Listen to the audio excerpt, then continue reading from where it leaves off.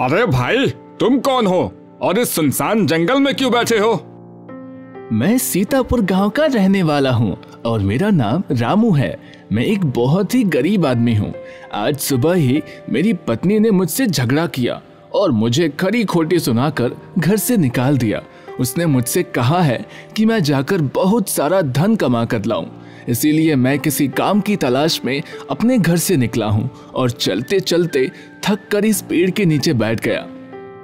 रामू, मैं देवपुर का प्रसिद्ध ज्योतिषी हूँ, चंद्र नारायण। अगर तुम चाहो तो मैं तुम्हारी गरीबी को दूर करके तुम्हें राजा बना सकता हूँ। क्या सचमुच ऐसा हो सकता है? हाँ रामू, ऐसा हो सकता है, लेकिन राजा बनने के लिए तुम्हें थोड़ा कष्ट सहना पड़ेगा। कष्ट? कैसा कष्ट? रामू, मुझे तुम्हारे हाथों में राजयोग की रेखा बनानी पड़ेगी। लेकिन हाथ में ऐसी रेखा किस प्रकार बनाई जा सकती है? मुझे कटार से तुम्हारी हथेली पर एक रेखा खींचनी होगी। ऐसा करने से तुम्हें थोड़ा दर्द तो महसूस होगा, लेकिन उसके बाद तुम्हारी किस्मत बदल जाएगी और तुम्हारी किस्मत के बंद दरवाजे हमेशा के लिए खुल जाएंगे।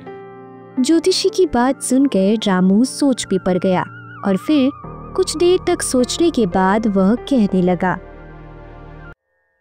मुझे आपकी बात मंजूर है ज्योतिषी जी।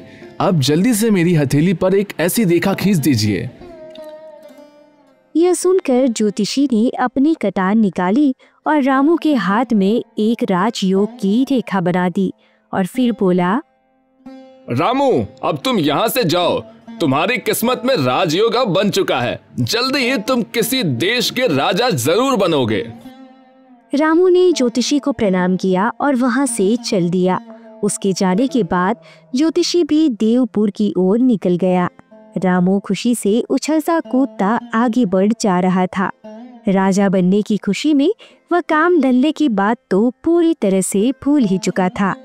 अब तो वह यह सोच रहा था, अब मैं राजा बन जाऊंगा तब अपने गांव वालों को दिखाऊंगा कि मैं निखट्टू नहीं हूँ। मुझे राजा बना हुआ देखकर मेरी पत्नी जानकी और बच्चे बहुत ही खुश हो जाएंगे। इस नगर में जाने से पहले क्यों ना मैं इस मंदिर में शीश झुकाता चलूं। यह सोचकर रामू नजदीक के ही एक मंदिर में चला गया। मंदिर में जाकर उसने भगवान की मूर्ति को प्रणाम किया और कहने लगा, हे प्रभु, मुझ दुखियारी की पुकार सुन लो और मुझे गरीब से राजा बना दो। रामू भगवान की मूर्ति के आगे खड़ा था कि तभी दो सैनिक वहां पर आए और उससे कहने लगे, तुम्हें हमारे महामंत्री जी ने बुलाया है। लेकिन क्यों? इस प्रश्न का उत्तर तो महामंत्री जी ही देंगे। वे तुम्हारी प्रतीक्षा कर रहे हैं। अच्छा, तो फिर चलो। रामू उन सैनिकों के साथ चल पड़ा। जैसे ही वह मंदिर के आंगन में पहुंचा तो महामंत्री ने आगे बढ़कर उसका स्वागत किया और कहने लगा, आइए हुजूर, आइए, हम आपका स्वागत करते हैं। यह महामंत्री मुझे इतना आदर क्यों दे रहा है? यह सब क्या माजरा है? मैं किसी चक्कर में तो नहीं फंसने वाला हूँ। रामू को सोच में पड़े हुए देखकर महामंत्री कहने लगा, हुजूर, आप अपने मन में किसी भी तरह की कोई शंका ना रखें। हम तो आपको एक बहुत ही ऊंचे ओहदे पर बैठाने वाले हैं। ऊंचा ओहदा? वह कौन सा? हाँ हुजूर, आज से आप दौलतपुर राज्य के नए राजा होंगे। यह सुनकर रामू हैरान रह गया और बोला, राजा और मैं? यह मैं क्या सुन रहा हूँ? कहीं मैं खुली आंखों से कोई सपना तो नहीं देख रहा? नहीं हुजूर, यह सपना नहीं बल्कि बिल्कुल सच है। आज सुबह की ही बात है। दौलतपुर राज्य में हमारे महाराज दौलत सिंह की मृत्यु हो चुकी है। उनकी कोई औलाद नहीं थी, इसीलिए इस राज्य के रिवाज के अनुसार राजा की मृत्यु के 2 दिन जो भी परदेसी सबसे पहले इस मंदिर में शीश झुकाता है वही राजा बनता है। और आप पहले परदेसी हैं जिसने हमारी इस प्रथा को पूरा किया है, इसलिए आज से आप हमारे राजा हैं। रामू मन ही मन में सोचने लगा, ज्योतिषी ने मेरे हाथ में जो रेखा बनाई थी उसने इतनी जल्दी अपना कमाल दिखा दिया। मैं तो सचमुच राजा बन गया। हुजूर, आप किस सोच में डूब गए? सोच विचार छोड़िए और हमारे साथ महल में चलिए। वहां पर आपका आज ही राज तिलक किया जाएगा। हाँ हाँ मंत्री जी, चलिए। फिर मंत्री आदर सहित रामू को राजमहल में ले जाता है। वहाँ पर रामू का राज तिलक किया गया। महामंत्री ने सभी को बताया, नगर वासियों, आज से राजा रामेश्वर सिंह हमारे नए राजा हैं। भाग्य बदलते ही रामू अब राजा बन चुका था। साथ ही साथ वह रामू से अब रामेश्वर से हो गया था। जब काफी देर हो गई और रामू अपने घर वापस नहीं लौटा तो जानकी परेशान हो उठी। हे भगवान, अब मैं उन्हें कहाँ पर ढूंढूं? सारे गांव वालों से उनके बारे में पूछताछ तो कर चुकी हूँ, पर उनका कोई पता नहीं चल रहा। गांव वालों का कहना है कि उन्हें दोपहर को गांव से बाहर जाते देखा था। हे भगवान, वो कहाँ गए होंगे? वो ठीक तो होंगे ना? मुझे उनकी बहुत चिंता हो रही है। उधर दूसरी तरफ रामू, जो राजा बन चुका था, वह सोच रहा था, भगवान, जैसे मेरे दिन फिरे हैं वैसे सबके दिन फिरे। अब तो मैं इस राज्य का राजा बनकर यहाँ पर राज करूंगा और अपने गांव कभी वापस नहीं जाऊंगा। कल ही मैं सैनिकों को भेजकर जानकी और बच्चों को भी यहाँ बुलवा लूंगा। वो तीनों मुझे राजा बना हुआ देखकर बहुत खुश हो जाएंगे। अगर जानकी और बच्चों को बुलवा लूंगा तो उन्हें देखकर यहाँ के लोगों को मालूम पड़ जाएगा कि मैं असल में बहुत ही गरीब परिवार से हूँ। नहीं, मैं उन्हें यहाँ पर नहीं बुलवाऊंगा और अपना पता भी उन्हें नहीं दूंगा। जानकी ने मेरे ही घर से मुझे निकाल दिया था और मेरा कितना अपमान किया था। वह मेरी पत्नी बनने के लायक ही नहीं। अब मैं तो राजा बन गया हूँ। अब मैं किसी देश की राजकुमारी से विवाह करूंगा। यह सोचकर रामू ने अपनी आंखें मूंद ली और फिर चैन की नींद सो गया। दूसरे दिन उसने अपने महामंत्री को आदेश दिया, महामंत्री जी, हम देवपुर के ज्योतिषी चंद्र नारायण को यहाँ पर बुलवाना चाहते हैं। जो आज्ञा महाराज। प्रधानमंत्री ने तुरंत ही एक सैनिक को आदेश दिया कि वह देवपुर के लिए रवाना हो जाए। ज्योतिष चंद्र नारायण को यहाँ पर बुला कर ले आए। वह सैनिक देवपुर पहुंचकर ज्योतिष चंद्र नारायण को मिला और कहने लगा, ज्योतिषी, आपको दौलतपुर के राजा रामेश्वर सिंह ने बुलवाया है। मुझे आदेश दिया है कि मैं आपको अपने साथ लेकर दौलतपुर वापस आऊं। दौलतपुर के राजा ने मुझे याद किया है, लेकिन मैं तो उन्हें जानता तक नहीं। फिर उन्होंने मुझे क्यों बुलवाया है? कहीं ऐसा तो नहीं कि मेरी ज्योतिष विद्या की कृति उन तक भी पहुंच गई है और वह अपना हाथ दिखाकर अपना भविष्य जानना चाहते हो? चंद्र नारायण, यह मौका हाथ से निकल न जाए और तुझे इसे खुशी से स्वीकार कर लेना चाहिए। यह सोचकर वह कहने लगा, ठीक है, मैं अभी तुम्हारे साथ चलने को तैयार हूं। अरे रामू, तू? धीरे बोलिए ज्योतिषी जी, अब मैं रामू नहीं बल्कि राजा रामेश्वर सिंह हूँ। तुम इतनी जल्दी राजा बन जाओगे? यह तो कभी मैंने सपने में भी नहीं सोचा था। ज्योतिषी जी, यह तो सब आपकी कृपा का फल है। अगर आपने मेरे हाथों में कटार से वह रेखा नहीं बनाई होती तो आज मेरा भाग्य नहीं बदलता। चंद्र नारायण जी, आपके कारण ही मैं राजा बना हूँ। इसीलिए मैं इनाम के तौर पर आपको हीरे जवाहरातों से लदे हुए 5 हाथी देना चाहता हूँ और इसके साथ ही 10,000 सोने की अशर्फियाँ आपको इनाम में देने की घोषणा करता हूँ। इनाम की बात सुनकर ज्योतिषी बहुत ही खुश हो गया और कहने लगा, धन्यवाद महाराज, मैं आपकी यह भेंट स्वीकार करता हूँ। ज्योतिषी जी, आप समय समय पर हमसे मिलते आते रहिएगा। आपसे मिलकर हमें बहुत खुशी होगी। जैसी आपकी आज्ञा महाराज। ज्योतिषी इनाम लेकर वापस अपने नगर लौट गया। ज्योतिषी के जाने के बाद रामू मन ही मन सोचने लगा, अब मैं इस देश का राजा बन गया हूँ, इसीलिए मुझे कोई ऐसा कार्य करना चाहिए जिससे दौलतपुर की सारी प्रजा पर मेरी धाक जम जाए। क्यों ना मैं पड़ोसी राजा पर आक्रमण करके उससे हरा दूं और उसके राज्य को अपने राज्य में मिला लूं। ऐसा करने से मेरा राज्य और भी बड़ा हो जाएगा, लोग मेरी और भी वाहवाही करेंगे। यह विचार करके उसने महामंत्री को अपने पास बुलाया और कहने लगा, महामंत्री जी, हमारे राज्य का सबसे नजदीकी पड़ोसी राज्य कौन सा है और वहाँ का राजा कौन है? महाराज, हमारे राज्य की सीमा से लगा हुआ सबसे नजदीक का राज्य विजयपुर है और वहाँ पर राजा सुदर्शन का राज है। महामंत्री जी, सेना को तुरंत युद्ध पर जाने का आदेश दीजिए। हम आज ही युद्ध के लिए कुछ करेंगे। युद्ध? महाराज, आप किससे युद्ध करना चाहते हैं? हमारी तो किसी राजा के साथ कोई दुश्मनी भी नहीं है। राजा सुदर्शन के साथ तो हमारे दोस्ताना संबंध हैं। आपसे पहले वाले महाराज दौलत सिंह की तो उनसे बहुत अच्छी दोस्ती थी। यह सुनकर रामू भड़क उठा और कहने लगा, महामंत्री जी, मैंने आपको यहाँ इसलिए नहीं बुलवाया कि आप हमें उपदेश दें। राजा आप हैं या हम? महाराज, राजा तो आप ही हैं और आप ही रहेंगे, लेकिन मेरी आपसे हाथ जोड़कर यह विनती है कि अभी आप राजनीति में नए हैं, इसलिए राजा सुदर्शन पर आक्रमण करने जैसे गलत निर्णय ना लेकर एक बार इस बारे में अच्छी तरह से सोच विचार कर लीजिए। मैं यह मानता हूँ कि विजयपुर राज्य हमारे राज्य से छोटा है और राजा सुदर्शन के पास सेना भी हमसे कम है। आक्रमण करने पर उसकी हार और हमारी जीत बिल्कुल पक्की है, लेकिन बिना किसी कारण के राजा सुदर्शन पर आक्रमण करना समझदारी की बात नहीं होगी। बस बस मंत्री जी, बहुत हो चुका आपका अपना भाषण, बंद कीजिए। हम राजा हैं और राजा एक बार जो फैसला करता है वह उसे कभी नहीं बदलता। युद्ध तो अब होकर रहेगा। जाइए, अब जाकर तुरंत ही सेना को युद्ध पर जाने के लिए तैयार रहने का आदेश दीजिए। जैसी आपकी इच्छा महाराज। आपको समझाना मेरा फर्ज था और मैंने अपना कार्य पूरा किया है। मैं अभी जाकर सेनापति जी को आपका आदेश सुना देता हूँ। इतना कहकर महामंत्री वहां से चला गया।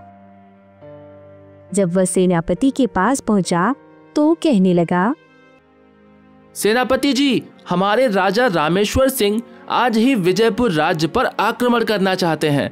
आप जल्दी से जल्दी पूरी सेना को इकट्ठा कीजिए और युद्ध पर जाने के लिए तैयार हो जाइए। यह महाराज को क्या सूझा? मंत्री जी, आपने महाराज को इस आक्रमण के बारे में मना नहीं किया? सेनापति जी, मैंने महाराज को बहुत समझाया, पर वह तो अपनी जिद पर अड़े हैं, इसलिए अब युद्ध के अलावा और कोई दूसरा रास्ता नहीं है। तो ठीक है महामंत्री जी, आदेश का पालन करना हमारा कर्तव्य है। मैं जल्द ही सारे सैनिकों को इकट्ठा करता हूँ और उन्हें युद्ध पर जाने के लिए तैयार करता हूँ। फिर युद्ध पर जाने की सभी तैयारियां पूरी कर ली गई। उसी दिन दोपहर को राजा रामेश्वर अपनी सारी सेना को लेकर विजयपुर की ओर चल पड़ा। जब राजा सुदर्शन को इस बात की सूचना मिली तो वह सोचने लगा, दौलतपुर के नए राजा को यह क्या सूझी? क्या वहां के महामंत्री जी ने उन्हें यह नहीं बताया कि हमारा तो उनके राजा के साथ दोस्ताना संबंध है, परंतु जब संकट आ ही गया है तो युद्ध तो करना ही पड़ेगा। लेकिन हमारी छोटी सी सेना दौलतपुर की विशाल सेना का मुकाबला कैसे कर सकेगी? खैर, नतीजा तो जो भी हो, हमें तुरंत अपनी सेना को युद्ध के लिए तैयार करना चाहिए। जल्दी ही दौलतपुर और विजयपुर की सेनाएं आमने सामने थी। कुछ ही घंटों में विजयपुर की छोटी सी सेना युद्ध भूमि में हताहत हो चुकी थी। यह देखकर राजा सुदर्शन सोचने लगा, इससे पहले कि मेरी पूरी सेना खत्म हो जाए और दौलतपुर का नया राजा मुझे कैदी बना ले, मुझे उससे पहले ही यहाँ से भाग जाना चाहिए, वरना दौलतपुर का नया राजा मुझे कैद करके मौत के घाट उतार देगा। यह सोचकर राजा सुदर्शन ने अपना घोड़ा युद्ध भूमि से बाहर की ओर मोड़ लिया। जल्दी ही वह रणभूमि से काफी दूर पहुंच चुका था और सोचने लगा, अब मैं यहाँ से कहाँ जाऊं? राजमहल में महारानी और युवराज दोनों अकेले ही रह गए। मुझे यहाँ से अपने गुरु मतंग ऋषि के आश्रम में जाना चाहिए।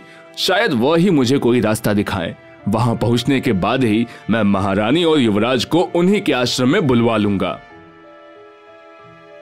राजा ने अपना घोड़ा उनके आश्रम की तरफ मोड़ दिया।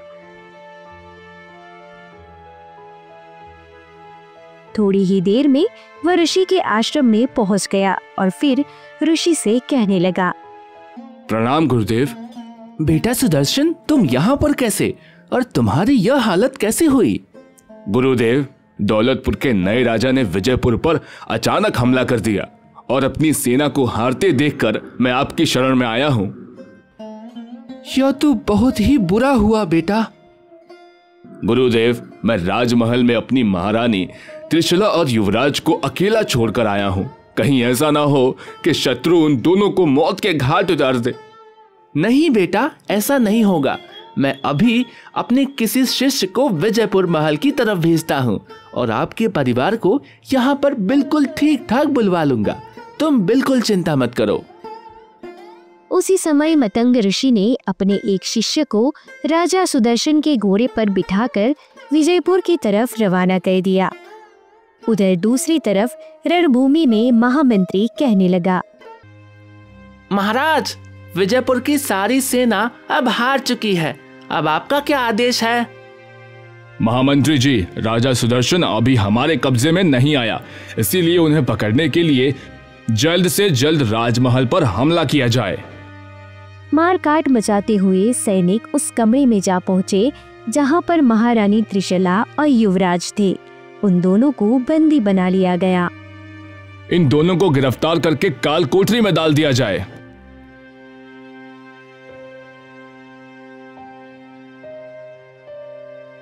महामंत्री जी, राजा सुदर्शन नहीं मिले तो क्या हुआ? उनकी पत्नी और उनका बेटा तो हमारी कैद में है। जरूर एक ना एक दिन राजा भी हमारी कैद में आ जाएंगे। ये देखते हुए महामंत्री मन ही मन सोचने लगा, लगता है रामेश्वर सिंह को राजा बनाकर हमने ठीक नहीं किया। यह तो बहुत ही क्रूर है, जो औरतें और बच्चों को भी कैद खाने में रखता है। ठीक उसी समय मतंग ऋषि के शिष्य ने विजयपुर में प्रवेश किया और उसने वहां पर लोगों को बातें करते हुए सुना। राजा सुदर्शन तो कहीं भागकर छिप गए हैं, लेकिन राजा रामेश्वर ने महारानी त्रिशला और युवराज को कैद कर लिया है। उनकी बातें सुनकर शिष्य सोचने लगा, यह अच्छा नहीं हुआ। मैं तो यहाँ पर महारानी और युवराज को लेने आया था, परंतु उनको तो दुश्मनों ने कैद कर लिया। अब मेरा महल में जाना बिल्कुल बेकार है। मुझे यहीं से वापस लौट जाना चाहिए। यह सोचकर शिष्य वहीं से वापस लौट गया। आश्रम में पहुंचकर उसने यह खबर ऋषि और राजा दोनों को दे दी। तब राजा सुदर्शन रोते हुए कहने लगा, गुरुदेव, उसने हमारी रानी और हमारे प्यारे बेटे को कैद कर लिया है। यह उसने अच्छा नहीं किया। हमने किसी का क्या बिगाड़ा था जो हमारे साथ यह अन्याय हुआ। इतना कहकर राजा सुदर्शन फूट फूट कर रोने लगा। तब गुरुदेव ने उसे दिलासा दिया और कहा, बेटा, तुम धीरज रखो। पाप का घड़ा एक ना एक दिन भरता जरूर है। एक ना एक दिन राजा रामेश्वर सिंह को उसके पापों की सजा जरूर मिलेगी। गुरुदेव, हमारा तो सब कुछ लुट गया। अब हम कहां पर जाएंगे? बेटा, तुम्हें कहीं जाने की कोई जरूरत नहीं। अब तुम यहीं पर हमारे आश्रम में रहोगे। मैं तुमसे वादा करता हूँ, किसी भी तरह से तुम्हें तुम्हारी रानी और बेटे को वापस दिलवाऊंगा। जैसी आपकी आज्ञा गुरुदेव। दूसरी तरफ राजा रामेश्वर ने विजयपुर में यह घोषणा की, विजयपुर के वासियों, आज से विजयपुर राज्य हमारे अधीन रहेगा। आज से इस राज्य पर मेरा ही हुक्म चलेगा। विजयपुर में यह घोषणा करते ही राजा रामेश्वर दौलतपुर वापस लौट आया। धीरे धीरे इस घटना को बीते हुए 5 दिन हो चुके थे। 5वें दिन महामंत्री राजा से कहने लगे, हुजूर, हमारे यहाँ पर रिवाज है कि जब भी इस देश का कोई नया राजा बनता है तो वह सबसे पहले जंगल में शिकार करने के लिए जाता है और इस शिकार पर राजा को बिल्कुल अकेले ही जाना होता है।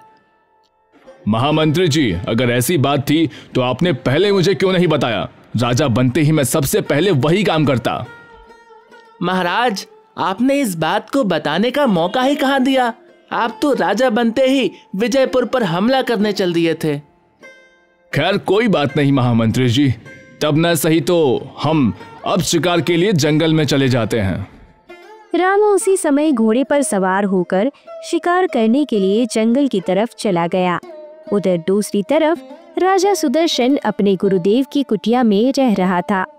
गुरुदेव ने राजा से कहा, राजन, मैंने अपने योग बल से यह पता कर लिया है कि तुम्हारा शत्रु राजा रामेश्वर सिंह आज इस वन में शिकार करने के लिए आने वाला है। ये सुनकर राजा सुदर्शन चौंक पड़ा और बोला, अच्छा, अब तो मैं उसे जीवित नहीं छोड़ूंगा, मुझे उससे अपनी बर्बादी का बदला लेना है। राजन, तुम क्रोध में मत आओ। अगर तुम अपने हाथों से राजा रामेश्वर सिंह की हत्या करोगे तो अवश्य ही तुम्हें नर हत्या का पाप लगेगा। तुम राजा रामेश्वर सिंह से बदला अवश्य ले सकते हो, लेकिन इस तरह से लो कि सांप भी मर जाए और लाठी भी ना टूटे। ऋषिवर, मैं आपकी बात नहीं समझा। राजन, मैं जो तुमसे कहता हूँ उसे ध्यान से सुनो।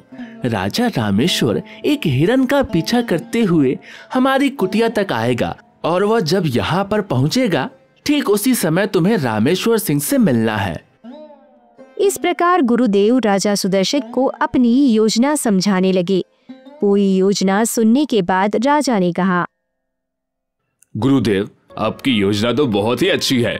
इस योजना का प्रयोग करके मैं बिना मतलब के रक्तपात से भी बच जाऊंगा। अब मैं आपके कहने के अनुसार ही चलूंगा गुरुदेव। तो जाओ, बाहर जाकर रामेश्वर सिंह के आने की प्रतीक्षा करो। जब राजा रामेश्वर वन में पहुंचा तो वह सोचने लगा, रामू, तूने अपनी पूरी जिंदगी में कभी चींटी तक नहीं मारी और अब भयंकर जानवरों का शिकार करने निकला है। तुझे ना तो तीर चलाना आता है और ना ही निशाना लगाना। ऐसी हालत में तू शिकार कैसे करेगा? यह सोचते सोचते वह जंगल में आगे बढ़ता जा रहा था कि तभी उसे एक हिरन दिखाई दिया। रामू ने तुरंत अपना घोड़ा उस हिरन के पीछे लगा दिया। वह हिरन दौड़ता हुआ मतंग ऋषि के आश्रम के नजदीक पहुंच गया और फिर अचानक छाइयों में गायब हो गया। रामू सोचने लगा, अरे, यह हिरन कहाँ गायब हो गया? पास ही में एक साधु के वेश में खड़ा राजा सुदर्शन सोचने लगा, हिरण का पीछा करते हुए रामेश्वर सिंह आश्रम के नजदीक आ पहुंचा है। अब मुझे इसके पास चलना चाहिए। वह तुरंत ही रामू के पास पहुंचा और कहने लगा, राजन, लगता है आप जंगल में रास्ता भटक गए हैं। ऋषिवर, मैं एक हिरण का पीछा करते करते यहाँ तक पहुँच गया हूँ, परंतु यहाँ पर आकर वह हिरण ना जाने कहाँ गायब हो गया। वह हिरण यहीं कहीं छुप गया होगा। अब आप यहाँ तक आ ही गए हैं तो आइए, थोड़ी देर मेरी कुटिया में आराम कर लीजिए। ऋषिवर, सचमुच घोड़ा दौड़ा दौड़ा कर मैं बहुत ही थक गया हूँ। रामू को साथ लेकर राजा सुदर्शन जब अपने आश्रम में पहुँचे तो उसे खाने के लिए कुछ फल दिए गए। फल खाने के बाद वह थोड़ी देर कुटिया में लेट गया। थकान के कारण लेटते ही उसे नींद आ गई। जब उसकी आँख खुली तो अंधेरा हो चुका था। राजा सुदर्शन, जो कि साधु के भेष में थे, वह कहने लगे, राजन, वन में अंधेरा छा गया है, इसीलिए आज की रात आप यहीं पर रुक जाइए और सुबह होने पर ही यहाँ से जाइएगा। यह ऋषि महाराज ठीक कहते हैं। रात के अंधेरे में यहाँ से जाऊंगा तो कोई ना कोई जंगली जानवर मुझ पर हमला कर सकता है।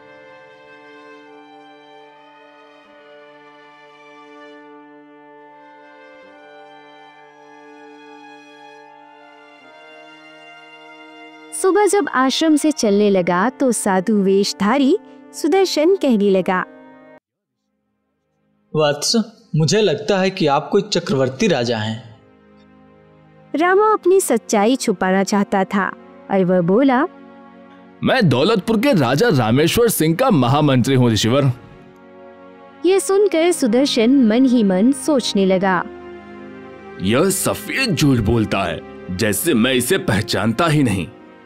ऋषि महाराज, इस सुनसान वन में आप जैसे तपस्वी संत से भेंट हो गई, यह तो मैंने कभी सोचा भी नहीं था।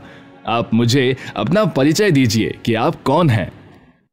भाई, हमारा क्या परिचय, हम तो सन्यासी ठहरे। ऋषि की विनम्रता से रामू बहुत ही प्रभावित हुआ और कहने लगा, जो सच्चा ज्ञानी होता है वो ऐसी ही बातें करता है। आप मुझे अपना सेवक समझिए और अपना पूरा परिचय दीजिए। सुनो राजन, मैं बहुत समय से यहाँ पर इसी वन में रह रहा हूँ। मेरा नाम एकत्नु है और सृष्टि के आरंभ में मेरा जन्म हुआ था। तब से मैंने दूसरा शरीर धारण नहीं किया, इसलिए मेरा नाम एकत्नु है। ऋषिवर, आप सृष्टि के आरंभ में पैदा हुए और इतने साल बाद भी आप जीवित हैं। इसमें आश्चर्य की कोई बात नहीं है। तपस्या से सब कुछ संभव है। तपस्या से ही मैं सर्वज्ञ बन गया हूँ। चाहो तो मैं तुम्हें इस बात का प्रमाण अभी दे सकता हूँ। तुमने मेरे सामने अभी अभी झूठ बोला है। तुम राजा रामेश्वर सिंह के महामंत्री नहीं, बल्कि खुद राजा रामेश्वर सिंह हो। ऋषिवर, आप तो सचमुच अंतर्यामी हैं। राजन, मैंने तो तुम्हें शुरू में ही अपने तप के प्रभाव से तुम्हारे बारे में सब कुछ जान लिया था। मैं तुम्हें आशीर्वाद देता हूं कि तुम्हारा यश तीनों लोकों में फैले। लेकिन क्या ऋषिवर? राजन, यूं तो पृथ्वी के सभी राजा तुम्हारी दास्तां स्वीकार कर लेंगे, लेकिन अपने राज्य के सभी ब्राह्मणों से तुम्हें खतरा है। ब्राह्मणों से खतरा? वह कैसे? हाँ राजन, यदि तुम ब्राह्मणों के क्रोध से बच गए तो इस पृथ्वी पर अनंत काल तक तुम्हारा राज्य होगा। ऋषिवर, आप मुझे बताइए कि ब्राह्मणों के क्रोध से कैसे बचा जा सकता है? तुम्हें अपने राज्य के सभी ब्राह्मणों को महल में एक महाभोज पर बुलाना होगा। उन्हें भोज में जो खाना परोसा जाएगा, उस खाने को खाकर सभी ब्राह्मण सिर्फ तुम्हारा ही गुणगान करेंगे। तब तो मैं जाते ही अपने राज्य के सभी ब्राह्मणों को भोज पर बुला लूंगा। लेकिन ऋषिवर, आपको भी मेरे साथ चलना होगा। राजन, वैसे तो मैं कभी किसी महल में नहीं जाता, लेकिन तुम्हारे खातिर मैं अपनी यह प्रतिज्ञा तोड़ दूंगा। मैं दौलतपुर जाकर अपनी देखरेख में ही सभी ब्राह्मणों के लिए भोजन तैयार करवाऊंगा। यह तो और भी अच्छी बात है ऋषिवर। ठीक है, अब तुम जाओ। आज से 3 दिन के बाद हम दौलतपुर आएंगे। उस समय तक तुम सभी ब्राह्मणों को भोज बनाने का निमंत्रण भेजो। जैसा आपका आदेश ऋषिवर। रामा अपने घोड़े पर बैठकर दौलतपुर की तरफ रवाना हो गया और इधर राजा सुदर्शन मतंग ऋषि के पास पहुंचा और कहने लगा, गुरुदेव, आपने जैसा मुझे आदेश दिया था मैंने वैसा ही किया। अब मुझे आगे क्या करना है? सुदर्शन, मैं तुम्हें एक खास तरह की जड़ी बूटी का रस दूंगा। दौलतपुर जाकर तुम्हें सबसे पहले रामेश्वर सिंह के सीधे हाथ की हथेली पर उस रस को डालना है। ऐसा करने से क्या होगा गुरुदेव? राजन, रामेश्वर सिंह के हाथ पर एक ज्योतिषी ने राजयोग की नकली रेखा बना दी थी। तुम जैसे ही उस रस को उसकी हथेली पर डालोगे, उसके प्रभाव से वह रेखा उसी समय मिट जाएगी। ऐसा होते ही राज्य के सभी लोग रामेश्वर सिंह के खिलाफ हो जाएंगे और फिर भोज वाले दिन ब्राह्मणों के खाने के साथ क्या करना है यह तो मैंने तुम्हें बता ही दिया है। तुम्हें वहां जाकर ब्राह्मणों के भोजन को अशुद्ध कर देना है, जिसके कारण सभी ब्राह्मण क्रोधित हो जाएंगे और वह क्रोध में आकर रामेश्वर सिंह को श्राप दे देंगे। इसके बाद राज्य के सभी लोग रामेश्वर सिंह की जगह पर तुम्हें राजा बना देंगे। इस प्रकार तुम्हारा बदला भी पूरा हो जाएगा और तुम अपनी रानी और पुत्र को भी कारागार से निकलवा सकोगे और उनके साथ सुख का जीवन बिता सकोगे। ठीक है गुरुदेव, जैसा आपका आदेश। उधर दौलतपुर पहुंचकर रामू ने अपने महामंत्री से कहा, महामंत्री जी, अब हम इस राज्य के राजा हैं और एक राजा को यह तो पता होना चाहिए कि उसके खजाने में कितना धन पड़ा है। हम अभी के अभी खजाने का निरीक्षण करना चाहते हैं। महामंत्री तुरंत रामू को साथ लेकर खजाने में जा पहुंचा। इतनी दौलत देखकर रामू सोचने लगा, अरे इतनी दौलत तो मैंने कभी सपने में भी नहीं देखी। रामू जब खजाने का निरीक्षण कर रहा था कि तभी उसकी नजर वहां पर पड़े हुए कुछ खाली संदूकों पर पड़ी और वह महामंत्री से पूछने लगा, महामंत्री जी, यह संदूक खाली क्यों पड़े हैं? इनका धन कहाँ गया? महाराज, पिछले वर्ष राज्य में भयंकर सूखा पड़ा था। तब इन संदूकों की स्वर्ण मुद्राएं अकाल से पीड़ित जनता में बांट दी गई है। तब से यह संदूक खाली है। महामंत्री जी, सूखा तो पिछले साल पड़ा था। इस साल तो राज्य में खुशहाली नजर आ रही है, इसलिए राज्य के प्रत्येक आदमी से 50-50 स्वर्ण मुद्राएं कर के रूप में ली जाएं और इन खाली संदूकों को जल्दी से जल्दी भरा जाए। महाराज, यह आप क्या कह रहे हैं? अकाल की मार से अभी लोग पूरी तरह से उभर भी नहीं पाए। इतनी जल्दी उन पर इतना भारी कर लगाना ठीक नहीं है। महामंत्री जी, आप हमेशा हमारी बात को काटते हैं। जाइए और आज से ही हमारे आदेश का पालन कीजिए। फिर सैनिक उसी दिन से राज्य के लोगों से 50-50 स्वर्ण मुद्राएं कर के रूप में वसूलने लगे।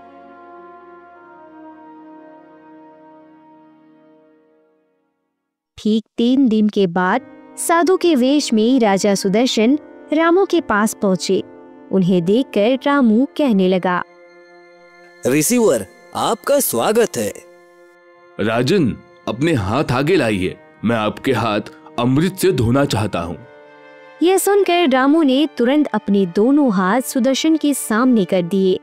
तब सुदर्शन ने कमंडल में भरा हुआ जड़ी बूटियों का रस उसके हाथ पर डाला।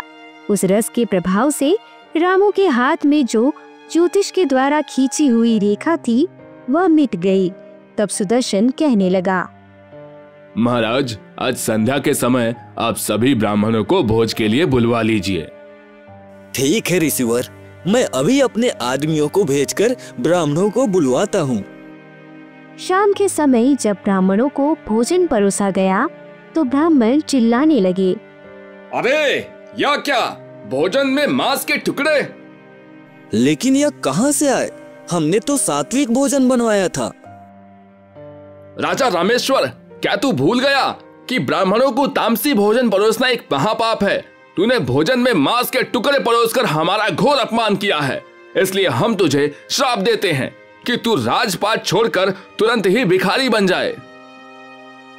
ब्राह्मणों का ऐसा बोलना था कि उसी वक्त रामू एक बार फिर से गरीब आदमी बन गया। यह देखकर साधु के रूप में आया हुआ सुदर्शन कहने लगा, रामेश्वर सिंह, यह सब तेरे घमंड और तेरे पापों का फल है। तूने मेरे निर्दोष परिवार और मेरे राज्य को बहुत नुकसान पहुंचाया था। यह उसी का परिणाम है। आज मैंने अपना बदला पूरा कर लिया। यह देखकर महामंत्री सोचने लगा, इस प्रकार हमें एक बेवकूफ और घमंडी राजा से छुटकारा तो मिल गया। रामू राजमहल से बाहर निकला और सोचने लगा, हाय मेरे भाग्य, तूने मेरे साथ कैसा मजाक किया। पहले तो राजा बनाया और फिर कुछ दिनों के बाद वापस। तभी रामू के सामने एक देवदूत प्रकट हुआ। आप कौन हैं? मैं वही हूँ जिसे अभी कुछ देर पहले तुम कोस रहे थे, यानी मैं तुम्हारा भाग्य हूँ। क्या आप बताएंगे कि आपने मेरे साथ घटिया मजाक क्यों किया? मजाक मैंने नहीं, बल्कि ज्योतिषी चंद्र नारायण ने तुम्हारे साथ किया था। उसने जबरदस्ती एक नकली भाग्य रेखा तुम्हारे हाथ पर बनाई, जिससे तुम राजा बन गए, जबकि तुम्हारे भाग्य का फैसला तो मैं करता हूँ। जब तुम्हारे भाग्य में राजा बनना था ही नहीं, तो भला ज्योतिषी तुम्हारा भाग्य कैसे बदल सकता है? यह सुनकर रामू का चेहरा उतर गया और फिर भाग्य देवता और रामू दोनों देवपुर के ज्योतिष चंद्र नारायण के पास चल पड़े। ज्योतिषी ने जब रामू को देखा तो कहने लगा, अरे राजा रामेश्वर सिंह, आप इस हालत में? यह सुनकर भाग्य देवता कहने लगा, चंद्र नारायण, तुमने देखा, रामू पूरे 1 महीने तक भी राजा बनकर नहीं रह पाया। लेकिन यह कैसे हुआ? मैंने तो इसके हाथ में राजयोग की रेखा बनाई थी। जिस प्रकार तुमने रेखा बनाई थी उसी प्रकार वह रेखा मिट भी गई। भाग्य देवता, मैंने आपके फैसले को बदलने की कोशिश की, लेकिन मैं असफल रहा। मुझे माफ कर दीजिए।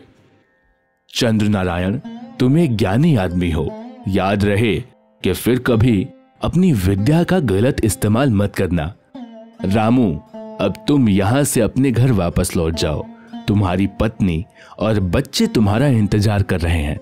जाओ, मेहनत करो और अपने परिवार का पालन पोषण करो। बस यही तुम्हारे भाग्य में लिखा है। भाग्य देवता वहां से अदृश्य हो गए और फिर रामू अपने घर की तरफ चल पड़ा।